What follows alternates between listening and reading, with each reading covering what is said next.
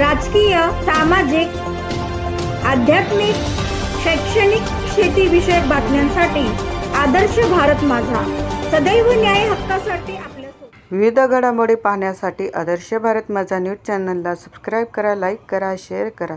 वैकुंठवासी नारायण शेठ नामदेव मुंगाजी यांच्या 4थ्या पुण्यस्मरण निमित्त अनेक नातेवाईक, आप्तेष्ट, मित्रपरिवार व मुंगाजी परिवाराशी जोडलेले विविध क्षेत्रातील अनेक मान्यवरांनी ओवळे येथे मुंगाजी परिवाराच्या घरी पुण्यस्मरण सोहळ्याला उपस्थिती दर्शवत वैकुंठवासी नारायण शेठ मुंगाजी यांना विनम्र अभिवादन केले.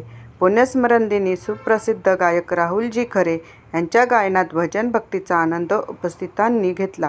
पुण्यस्मरणाचे 4थे वर्ष असले तरीही बाबांची आठवण ही सतत येत असते. त्यांनी केलेली मेहनत, आम्हाला दिलेली शिकवण आम्ही अंगीकारत जीवनप्रवास करत राहू, असे मत नंदराज मुंगाजी यांनी व्यक्त केले. अण्णासाहेब अहिर, आदर्श भारत माझा. आहोत नंदराज शेठ मुंगाजी यांच्या घरी. आज त्यांच्या वडिलांचं म्हणजे बाबांचं, नारायण शेठ मुंगाजी यांचं 4थे पुण्यस्मरण.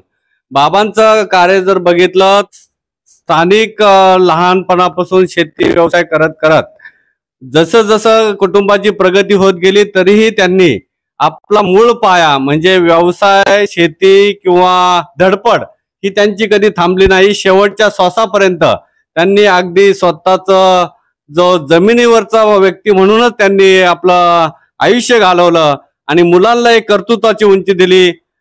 नंदराज शेठ, काय सांगाल? आज बाबांची आठवण तुम्हाला नक्कीच झाली असेल आणि दररोजच ती येत असेल, कारण का त्यांचं कार्य तसं होतं. आपल्याला घडवता घडवता त्यांनी खूप मोठी अशी कुटुंबाची जडणघडण त्यांनी घडवत तिन्ही बंधूंना त्यांनी एक उंची मिळवून दिली. काय सांगाल आजच्या त्यांच्या 4थ्या पुण्यस्मरण दिनी? खरोखरच आम्हाला अतिशय दुःखही वाटतो. आम्हाला सोडून गेल्यानंतर आता जवळजवळ 4 वर्ष झालेले आहेत. 4था पुण्यस्मरण दररोज वडिलांची आठवण आल्याशिवाय आम्हाला राहत नाही. सकाळी उठल्यानंतर खरोखरच आमचे वडील कुठे दिसतात हे आम्ही वाट बघत असतो. परंतु 4था वर्ष असल्यामुळे मी भजनाचा हा कार्यक्रम ठेवलेला आहे.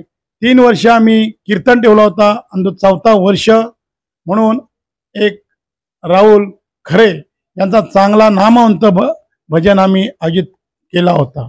आणि मोठ्या संख्येने सर्व माझे नातेवाईक, सर्व असलेले माझ्यावर प्रेम, सर्व माझे तरुण वर्ग चांगल्या मोठ्या संख्येने उपस्थित राहिले आणि आज कार्यक्रम चांगल्या मोठ्या प्रमाणात झालेला आहे.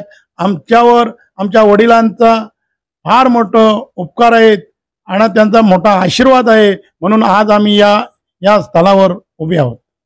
बाबांचं कामकाज हे दादांचं जे ऑफिस होतं त्या ठिकाणी त्यांचं ये जा असायची, त्या ठिकाणी त्यांचा वावर होता आणि स्वच्छता असेल, कर्मचाऱ्यांवर देखरेख असेल, अतिशय उत्तमरित्या त्यांनी कार्यालयीन ठिकाणी तर उपस्थिती दर्शवलीच, परंतु घरगुती त्यांचं लक्ष एवढं बारीक होतं की घरात येणाऱ्या जाणाऱ्या माणसांचं नियोजन असेल, घरात लागणाऱ्या वस्तू पनवेलवरून घेऊन येणं, कुटुंबाची जबाबदारी त्यांनी शेवटपर्यंत पार पाडली आणि आता तेच मुलं पुढं चालवत आहेत. एक कौटुंबिक त्यांचं वातावरण अतिशय सुंदर आहे आणि स्वतःच कार्य म्हणजे व्यवसाय सांभाळता सांभाळता समाजाची जडणघडण, ते समाजाच्या काही समस्या सोडवण्यासाठी नंदराज शेठ मुंगाजी सतत प्रयत्नशील असतात. सिडकोच्या काही समस्या असतील, नागरिकांच्या समस्या असतील, त्या सोडवत असतात. काय सांगाल पुढची वाटचाल? बाबांचा एखादा अनुभव आपण सांगावा आणि ती आठवण आपण याला उजाळा द्यावा. वडिलांची आठवण म्हणजे लहानपणापासूनच मेहनत करीत असत, पूर्ण शेती व्यवसाय करीत असत. आम्ही त्यांच्या बरोबर इंटत असताना लहान असत, पण जे वडिलांचं समाजकारणाचं पाऊल होतं त्याच पावलावर पाऊल ठेवून आम्ही आज या व्यासपीठावर उभे आहोत. आज बाबांच्या 4थे पुण्यस्मरण दिनी अनेक त्यांचे नातेवाईक असतील, आप्तेष्ट असतील, विविध क्षेत्रातील मान्यवर असतील, आज या ठिकाणी ओवळे या ठिकाणी आले, त्यांच्या चरणी नतमस्तक झाले. आणि जेव्हा माणसाची कर्तृत्व असेल, त्याचा स्वभाव गुण असेल, तेव्हाच माणसांची जवळीक साधली जाते. आणि बाबांच्या हयातीत आणि हयातीनंतरही आज त्यांच्या घरी येणारी माणसं म्हणजे त्यांचं नाव नक्कीच त्यांनी कमवलेलं आहे आणि त्यांच्या पश्चात येणाऱ्या, त्यांचा घरी येणाऱ्या लोक हे त्यांचे चाहते आहेत. आणि असंच मुंगाजी शेठ यांचंही कार्य भविष्यात नंतर मुंगाजी शेठ यांचंही कार्य आपल्याला सामाजिक कार्य दिसून येते आणि बाबांच्याच अनुषंगाने पावलावर पाऊल ठेवून त्यांचंही तिन्ही भावंडांचं कार्य हे पुढे सतत चालू राहील अशी ईश्वरचरणी प्रार्थना करूया आणि या कुटुंबाची प्रगती सतत होत राहावी. बाबांचा आशीर्वाद सतत त्यांच्या पाठीशी राहील. अण्णासाहेब आहेर, आदर्श भारत माझा ओळ आहे.